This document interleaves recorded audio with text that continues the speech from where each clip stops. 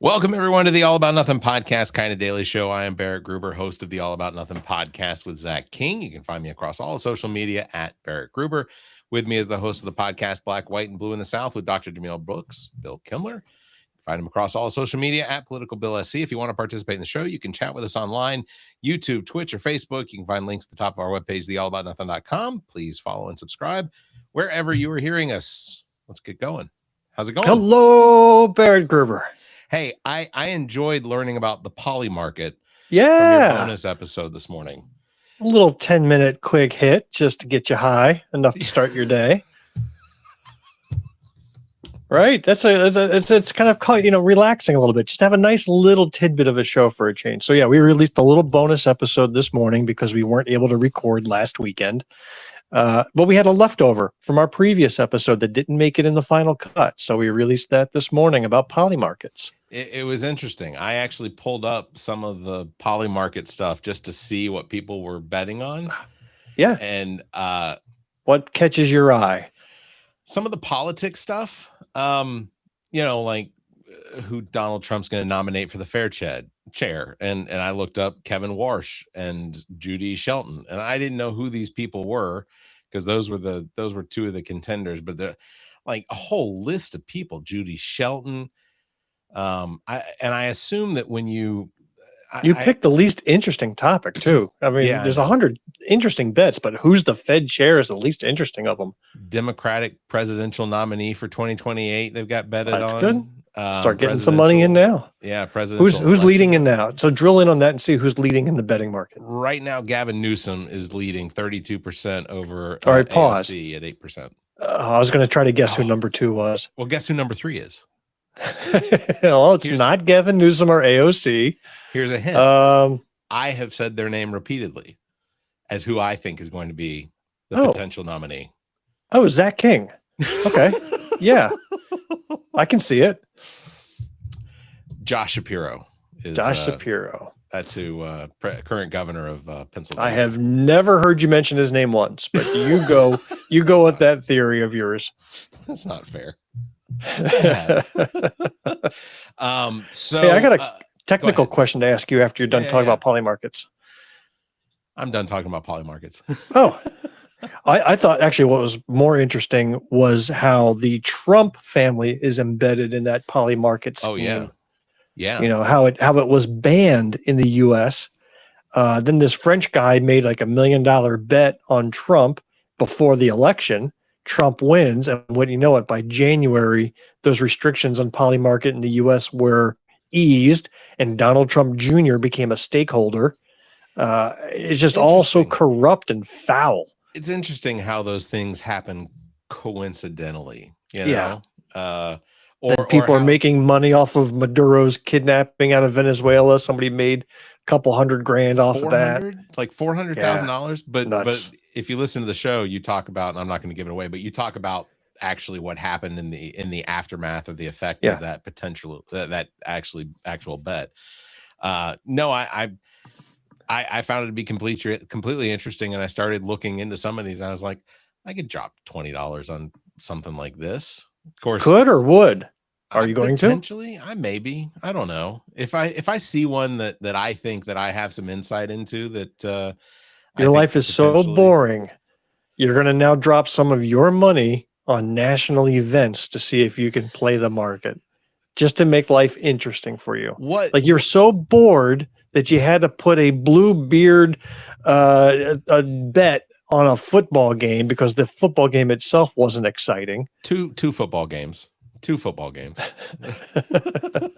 4 if you count the ones with Villardo. Yeah, several weeks apart. Yeah, I actually and Villardo's not going to like to hear this, but I forgot that I had that bet with him.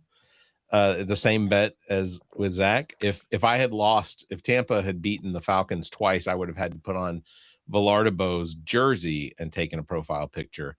And then I guess having lost to Zach, I'd have had to done like a split screen or something of me. Wow, just having a blue beard with a Tampa Bay jersey. Right. That just would have been go. really embarrassing.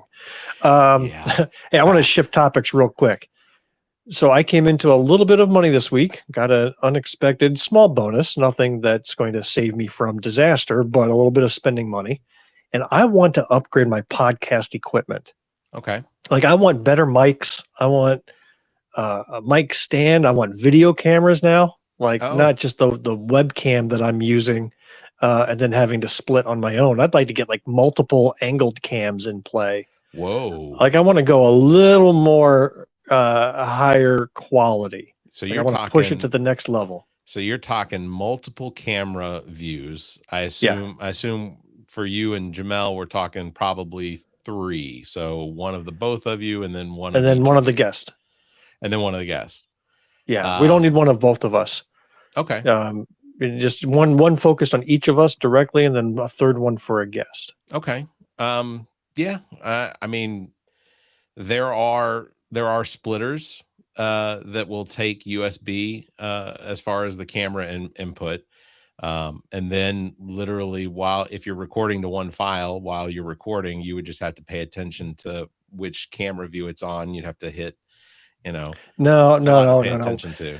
It wouldn't be that. I would want to record the entire thing on all 3 cameras, each independently. Gotcha. And then use it for splitting or what have you and editing afterwards, since I'm always editing after the fact. Yeah. So I've got the editing tools. I just want their own dedicated video feeds. And then how about the mics? Like I can't tell if this is a good mic. When I go back to do my audio editing afterwards, I'm not happy with the quality of the sound. And I do a lot of post-production editing to improve that quality. And so I see the nice mic you have there. And I'm thinking, is that what I want? Well, so it depends on how it is that you're listening back to your episode. Because when I listen to your episodes, they sound just as high a quality as what, we produce. Like I said, because you should see all the editing I do to those audio files afterwards. Yeah. It's a lot. And this is what do you got there? A Shure SM7B. Oh, I like the sound of that already. That sounds like it's a $7,000 mic. So I want to say if you buy it off of like Amazon or whatever, it's like a $450 mic. How can I buy stuff not off of Amazon anymore? I think I'm done with Amazon. That's a great question. I mean, you see what Bezos has done to the Washington Post? Yeah. Yeah. I mean, today my feeds are full of posts that start with I was just laid off by the Washington Post and I loved my job. Yeah. And it's hundreds of them. It's like, what the fuck? You can buy direct from sellers and things like that. I will tell you, this microphone is produced in Mexico, and TikTok Shop had it on sale for like $150 at one point. So I thought, I'll go ahead and buy it. If it's not the same, fine. I burned $150 on potentially getting a Shure SM7B. Turns out when I did the looking around and looking at serial numbers and things like that and checking, it's a legit Shure microphone that just happened to be sold through the TikTok Shop by Shure for like 2 months. And I just happened to luck out and pick. I wish I had picked up like 3 more. I have never purchased anything on TikTok Shop. I shouldn't. Like, to me, it seems like the biggest scammy marketplace in the world. As I'm scrolling through and I'm seeing these yahoos trying to sell, whatever toy or gizmo that they have. And I'm like, this is public access television I'm looking at. Yeah. But then my wife ordered a generator before the big ice storm. Yeah. Like, she ordered a generator off TikTok Shop on like Wednesday before the storm hit, and it was delivered to us by Saturday. Like, we got it just in time. Not that we needed it, but we got it. And she bought it off of TikTok Shop. I'm like, whoa, is it that reliable? I think that there are a lot of decent purchases that I have made off TikTok Shop. Here, one of these here, this thing. I don't want to see your underpants. Oh, this is okay. Yeah, no worries. I'm not wearing any. This is legitimately just a little camera stand that I got off TikTok Shop a couple months ago. And you carry that around with you? It depends if I'm working in the office downstairs or if I'm working in the office upstairs. Yeah, I'll take it downstairs, but it just sits here on my phone, and it's great. It's legitimately the only thing I'm ever going to be concerned about is whether or not the joints stay tight, and I could potentially. We all have that problem, Barrett. It's called getting old. Yeah. But if it came back up, I'd probably order another one just to keep around. To keep an eye out for that, then if you've had nothing but good experience on TikTok Shop, then maybe I'll take a stab at it. One of the things that I got on TikTok Shop that I thought was pretty cool, and I saw it on TikTok Shop, and now you can buy it on Amazon or Walmart or whatever. But it's these wall anchors that you hammer into the wall, and then you screw in. They hold like 60 or 70 pounds per anchor. And if you hammer them in the drywall, they work fantastic. And what's crazy is I don't know who invented them, but like the idea behind them makes more sense than drilling a hole, putting a plastic anchor in there, and then hoping that when you screw through this thing that it expands open to hold it. But the plastic anchors sometimes only hold 15, 20 pounds, whatever. But and I think I've seen success from people on TikTok talking about how they didn't get what they expected, or they didn't get what they wanted. Like the color was not right on whatever product they got or whatever. And they had the ability to get a refund pretty easily through TikTok. So, all right. I got caught in a loop on TikTok watching this one lady on this TikTok Shop. She was Ms. Aluminum, or Alumamuma is what they call her.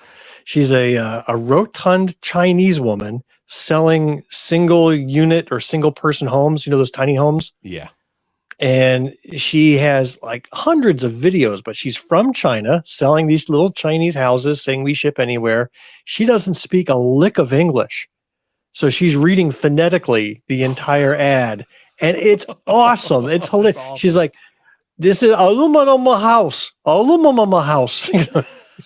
And every word is funnier than the one before, and she is just so full of joy in these pronunciations. And I just got suckered like a whole hour watching every one of her videos selling the same damn house. Yeah, love her. Yeah. Jess checked in. She said that it's amazing on TikTok Shop. So there's amazing on TikTok Shop. All right. Freckleface says, I've only gotten burned by TikTok Shop once, but I got my money back. And then and then Jess is just warning you, the algorithm is telling you. The algorithm is telling me to go get my own damn house. So believe me, I'm telling me. I don't need the algorithm to tell me. Go get a tiny house. I'd move in with Miss Luma. We last episode we discussed some predictions for the Super Bowl. Did you want to jump into some of those? I completely forgot about that. So yeah, let's all right. Let's jump in. I'll kick it off. See, you're the only one that prepares for the show. Me, I'm like, oh shit, I got to talk to Barrett in 5 minutes and get my equipment whipped up. Let me get my glass of wine. Yeah. So my first prediction, Stephon Diggs and Cardi B are dating. I don't know if you knew this or not. I did not know that. And who are they? Deal. Stephon Diggs. I'm kidding. Cardi B has Cardi Diggs. Go ahead. Yeah, she'll be Cardi D Biggs. Big D. Cardi B Diggs. Biggs D. She'll be Cardi Biggs D. She's got beef with Donald Trump's favorite black person now, or whatever. I can't even think of the woman's name. Nicki Minaj. Gosh. Fucking A. Wasn't Nicki Minaj the one that during COVID said that she had a cousin in some Bohemian or some country that like took the COVID shot, and apparently his balls grew enormously, and it was a result of the COVID shot? Weird. No, that was me telling you what happened to me. I don't know what this Nicki Minaj part is, but yeah. So I am putting that the odds are very high that Stephon Diggs and Cardi B will on field get Cardi B is going to be proposed to on field, but Cardi B will only say yes if he catches 3 passes and at least one of them are for a touchdown. Oh, wow. Yeah.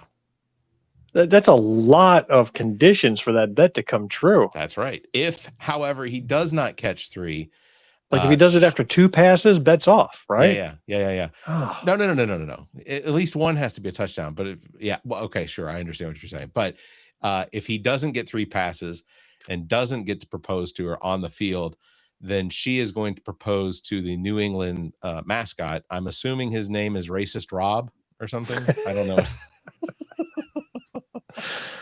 My goodness. So, Could you literally or legitimately do a marriage proposal on the field at the end of the Super Bowl? I mean, think about that. You try to get down on one knee, you're trying to get the woman's attention, but you can't hear shit because it's so noisy with the celebrations. You've got the confetti streaming all over you, and you're going to get bowled over. Like, you're on one knee, you're going to get bum rushed. You know, people aren't going to see you, and you're going to get bowled right over. I don't see that legitimately being able to happen unless you picked a corner of the field, but then how romantic is that? Well, they pull that giant stage out there. I feel like it would just be sort of a sideshow to the trophy. Oh, you think it's part of the halftime performance with Bad Bunny? I have a observation or a potential halftime observation or a prediction on the halftime show as well. But no, I think that because what was it, last year or the year before? They thought that Chiefs tight end Kelsey was going to propose to Taylor Swift after they won the Super Bowl, right? And then of course they lost last year to who was it? It was one of those teams from another one of the Brotherhood, right? Philadelphia Patriots. No, close. Well, I mean, I don't have predictions necessarily, but I do have prop bets. Oh, okay. All right. So the first prop bet on the list is the Turning Point USA counter programming halftime show that they're doing. You've heard about that, right? Yeah. Yeah. So the over under there is how many minutes, for the over under, would it take before something blatantly racist was said on stage during that performance? And where would you set the over under line at? And I'm thinking it's got to be 3 minutes. Okay. Do you mean 3 minutes total as far as the number? No, 3 minutes into the broadcast. 3 minutes into the broadcast. 3 minutes into the broadcast before something blatantly racist is said. I'm going to say under. See, I would. I want to say over just to have it as an interesting bet, but it's going to be under because they're going to come right out and say something racist about Bad Bunny not being American. Yeah, of course. Have you seen the list of the performers that are for the aside from Kid Rock? I didn't know any of the names. Are there any names I should know? Not that I'm aware of, but I'll just name some of them. So Kid Rock, of course, is headlining.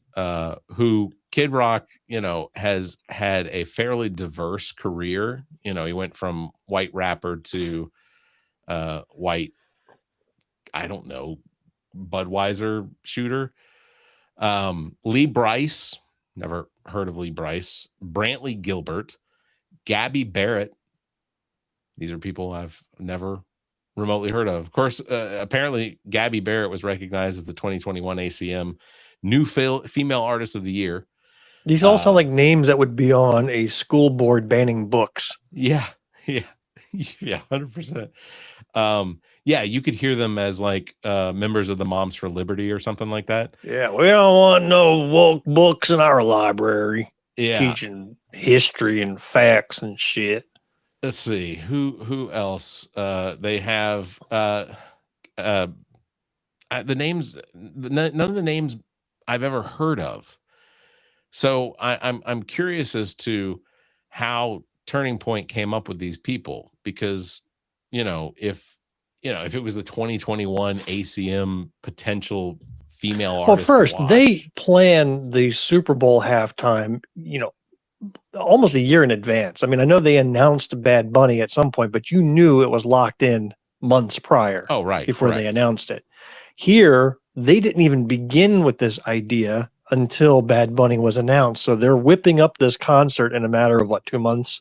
Yeah. And trying to get all these performers to commit. That's not not going to happen. It's going to be a wreck. They have not even yet announced, or at least as of this morning, had not even announced the venue as to which this halftime show. How can you watch it? Where does it say it's being broadcast? You can watch it on Turning Point USA's official social media channels, X, Rumble, Trinity Broadcast Network, Daily Wire. So those are the places. I think they also said that it'll be broadcast on YouTube. I don't know if that's going to be, knowing that it's Turning Point USA, my assumption is that you have to have some sort of a subscription or made some sort of a donation in order to view it. To be honest, Barrett, I might watch it. DW Plus. Like, I'm not that interested in Bad Bunny. I respect him. I know he's super talented, most famous performer in the world. My daughter has seen him in concert. She raves about him, says he's a great guy. Fine. It's not my style of music. I don't care for pop or any of that stuff. But I am in for dumpster fires. I am highly entertained by shit shows. So I predict that the Turning Point concert will actually beat the Bad Bunny concert in ratings. Ooh. Because not only will they have the MAGA base, which is not going to be, enough on their own, but enough dumpster fire watchers like myself will tune in to watch this sucker to see how terrible it is. These are some of the other broadcast streaming services you can watch it. Real America Voice, DW Plus, whatever that is. Charge, because it has an exclamation point at the end of it. And then the National News Desk. So, and that I think tells you just how good of a broadcast it's going to be, because it's going to be available on 9 different streaming services. Well, the Super Bowl is going to be available on a bunch of services as well. So it's, well, in the United States, it's only available on, what is it, CBS this year, or is it Fox? I can't remember. It'll be whatever YouTube TV tells me to turn to, but it's only going to be on one national channel. It's not like it's going to be on ESPN and all of the ESPNs from different vantage points. But you don't think you could watch it if you were on Amazon, had an Amazon Prime subscription? You couldn't watch it, there, or you couldn't watch it through your desktop or through CBS. I don't know, whatever the channel is, CBS All Access or NBC All Access, whatever those are. Sure. I think it's broadcast by one source, but picked up by a bunch of different services that you can subscribe to and watch. Maybe. I don't know. I'll have to check that this year. Like, you could watch ESPN on YouTube TV. You could watch ESPN on Hulu. You can watch ESPN on your phone, through the ESPN app. So you've got a lot of different ways you could watch it. Apparently, Preference is letting us know that it'll be available in Atlanta on the concert, the Turning Point, on channel 557 via digital antenna services. So the 7th tier of channel 55 in digital. Okay, good. I have another prediction that whoever the winning coach is going to be, he will be so overwhelmed by the scripted NFL memes that he's going to accidentally thank the showrunner and the head writers instead of his, players. And so you think you buy into the theory that this game is already scripted in advance, the outcome has already been determined. So Barrett, the wise Gruber, who do you think is going to win the Super Bowl then, between Patriots and Seahawks? I'm going to pull. So who do I think is going to win? I think the Patriots will win. I'm going to pull for the Seattle Seahawks. See, I think the opposite. I think the Seahawks are going to win, and I'm pulling for the Patriots. Okay. Well, I think I'm pulling for Seattle because Robert Kraft is a good friend of Donald Trump. He donated $1 million to him. I forgot about the Robert Kraft massage parlor scandal, all that stuff as well. But again, I don't, but they've got these young players, and this quarterback is so likable. Yeah, I just, I don't want to, feel or wish them bad because their owner's a piece of shit. No, I'm not wishing them poorly. I'm just saying who I would prefer to win because what's her name? Owner of the Seattle Seahawks, Jody Allen. She's donated millions of dollars to arts and culture, environmental research, wildlife and conservation, science and medical research, as well as numerous local youth programs. And she's not friends with Donald Trump. So I'll pull for the Seattle Seahawks. I don't really care who wins, to be honest, but if I got to pull for somebody, then a Hawk is as close to a Falcon as you can get, of the two teams. Oof. Except that's like saying I think their uniforms are pretty color. That's how you're making your predictions there. Baseball is pitchers and catchers report next Wednesday. All right. By the time I'm thinking overall, this is kind of a dud selection of teams, though. I mean, don't disagree. Patriots and Seahawks is not exactly Clash of the Titans. Yeah. At least not. I mean, I'm sure they're good teams this year, but you kind of like to see dynasties go at each other. Yeah. Teams that have built up and scrapped up over years. These two teams seem to have come out of nowhere. Both had great seasons. They're both good teams right now, but it's not like what the Patriots and the Giants had, or the Eagles and the Chiefs had, or Cowboys and whoever else played back in the 1940s when they last won a Super Bowl. Whatever these powerhouses were, you kind of like to see them go at it. Like Steelers and Cowboys back in the 70s. That was a great rivalry. Seahawks and Patriots seem like two teams that kind of lucked their way into the Super Bowl, and now they're going to go at it. It's kind of tough to feel any emotion, I suppose. Yeah. No, I don't disagree. I do have one last prediction. Go ahead. So midway through Bad Bunny's all Spanish set, the stadium screens are going to suddenly display the Duolingo owl, and the owl is going to demand that everyone in the stadium participate in one Spanish lesson before the game will move on. What do you predict that ICE will try to do a raid on the stage during the halftime show? Try to pull some performers out? I'd give that a 50-50. I mean, think about it. The way they would do it, they would just go up on stage and demand to see everybody's papers. Yeah. And the joke. Like, notice you didn't even laugh because it's not funny because it's all too realistic. The joke in there just doesn't, it's too close to reality. Yeah. In order for it to be like, because, comedy is tragedy plus about time. The absurd. Yeah. And there's nothing absurd. It's all too real. Yeah. What do you think the chances are that Bad Bunny will say anything in English? I think his entire. I think that every word is going to be in Spanish from the opening to the closing, introductions. Even when he says thank you, it's going to be gracias. It's not going to be thank you. I think he's not going to utter a single English word. I think that's potential for that. I think, but I've seen him do sets before, and he'll slip in English every now and then. I don't know. I haven't listened to a whole lot of Bad Bunny, but at the same time, I haven't listened to almost anything that's like new music. And how wild would it be if he called out Trump directly on the stage? Like last year, we had Kendrick Lamar, calling out. The other guy's name escapes me right now. I should know it. I do know it, but Kendrick Lamar and who's his beef with? Guy.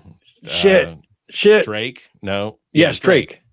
Yeah. So how that was a direct attack right there, and everybody was like, "Oh, right." Yeah. How cool would it be if Bad Bunny called out Donald Trump on stage? That would top it. I would be in for that.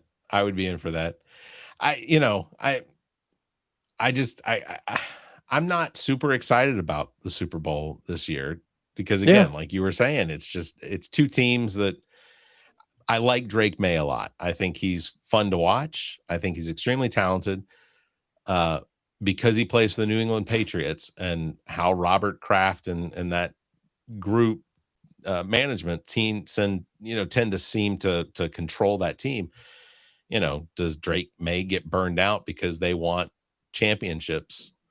Does he get injured next year? Does he, is that, I'm not predicting that, but it's, I've seen teams like that with a superstar, quarterback that isn't Tom Brady come out and get injured. And then, what do they do then? They replace him.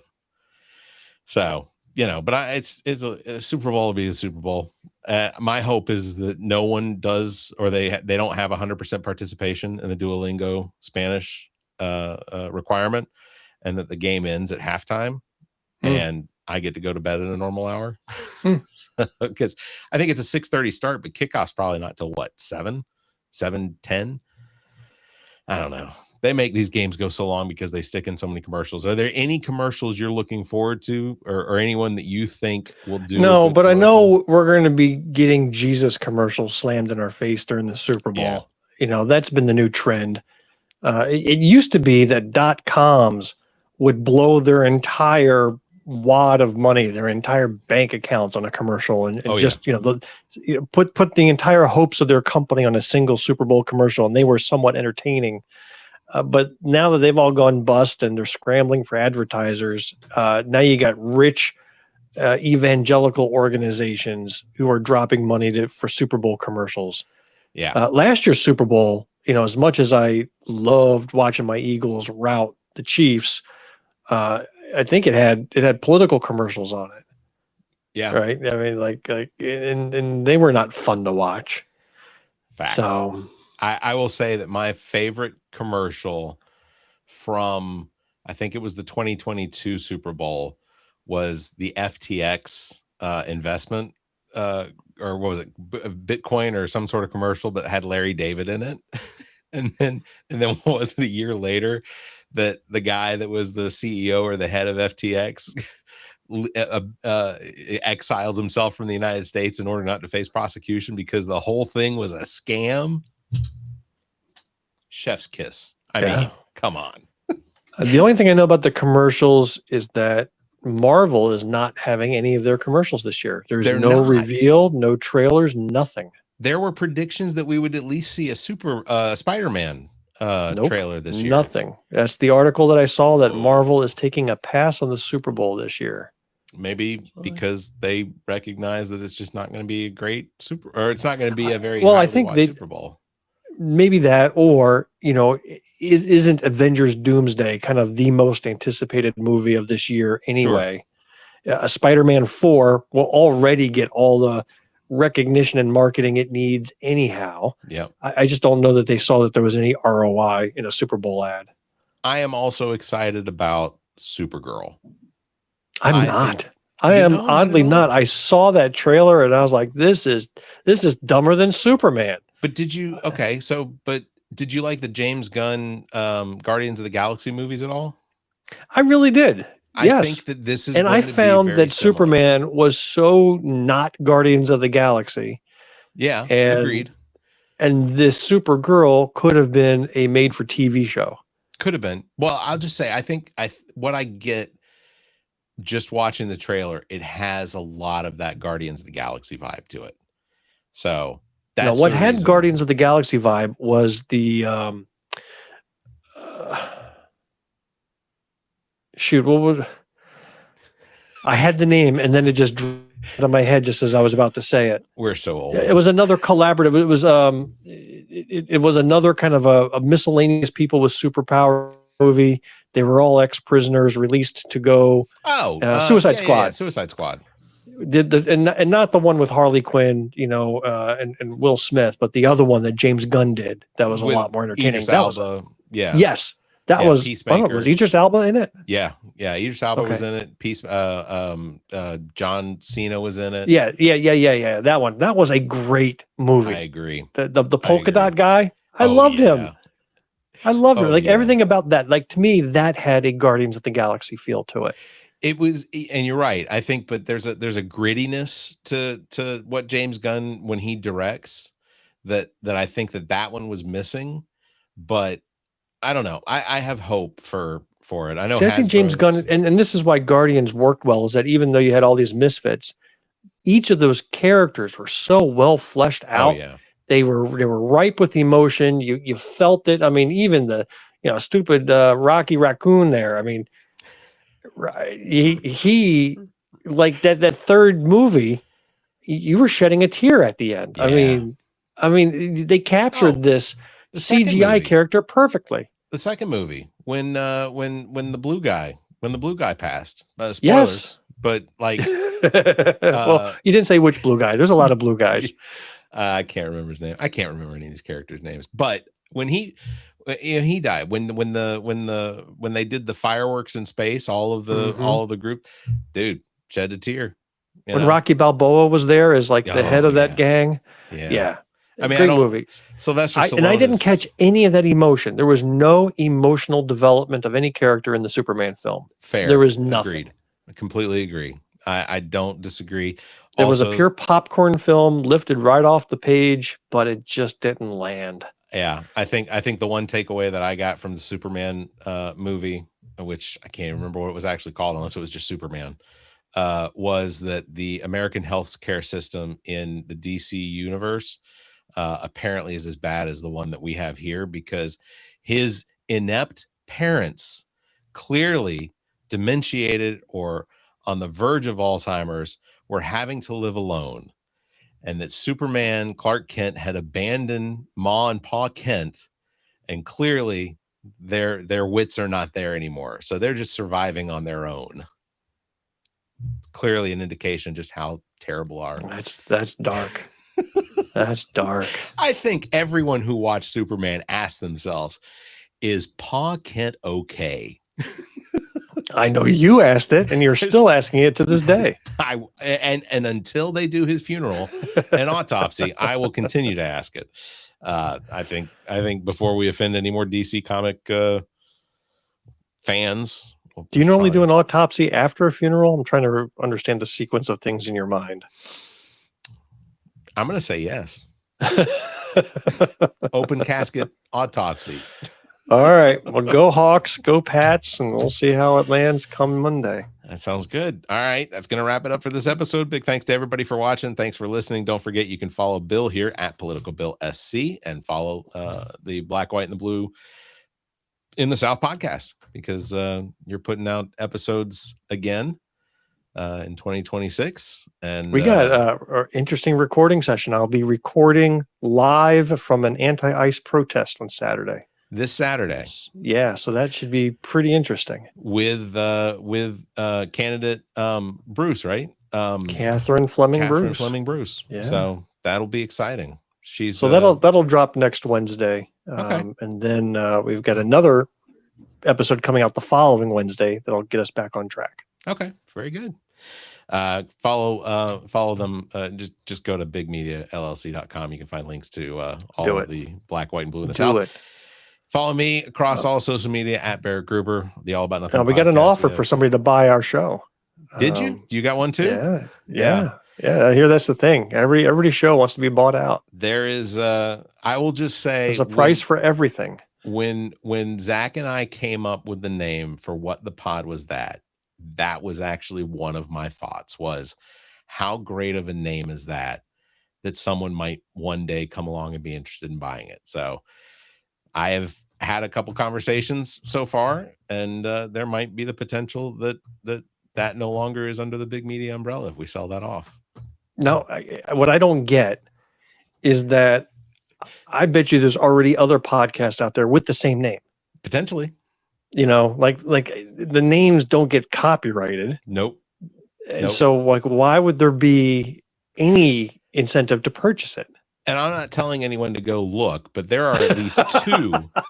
There are at least two other All About Nothing podcasts who none of them produced anything prior to me, but that had produced at least a handful of episodes and then never did anything. Well, then on Facebook or Instagram, I went out there to try to get the All About Nothing podcast as our username. And I found that somebody else already had it. Ooh. And then they followed me. Wow. Because when I did this, I was like, I don't want it to be, 100 characters long. I'll just do AAN_pod. And then I thought I'd do that for all of the tags. Well, I couldn't do it on Facebook because it wouldn't allow an underscore. I was like, well, shit. So then I had to do like All About Nothing All About Nothing US. And finally I got it corrected. So now on Facebook. I ran into that trap. Remember I told you about the secret project that I've embarked on. Okay. And I set up 7 different social media accounts across all the platforms and ran into that same problem, that I couldn't use the name from one over somewhere else because they each had different validation rules and underscore issues and lengths and already takens. And so now I've got the same, it's the same account across 7 different social medias, but they all have different usernames. Yeah. Because I couldn't keep any consistency. Yeah. Up front. I should have checked up front on all of them first before landing on a name. I want Congress to do something valid this year and require that internet social media providers be consistent with the characters that can be used for naming conventions. So I'll share with you what this project is soon. I think March timeframe. I wanted to get to 10 videos under my belt first, and then I'll share with you what the project is. But I wanted to have a little library for you to dig through before I announce it. Well, I look forward to it. But that. It's been fun. It's been fun. I did my 6th video today, and I'll give you a hint. It's not me. I'm not in it. You're not going to see me in this project at all. You wouldn't know it was me. Okay. So, all right. Well, I look forward to that. Yeah. I look forward to that. All right. Well, thanks for listening. Thanks for liking. Thanks for hitting that bell. If you can, give us a 5-star review, leave a comment. Until next time, you all stay safe, be kind, and keep your hands to yourself.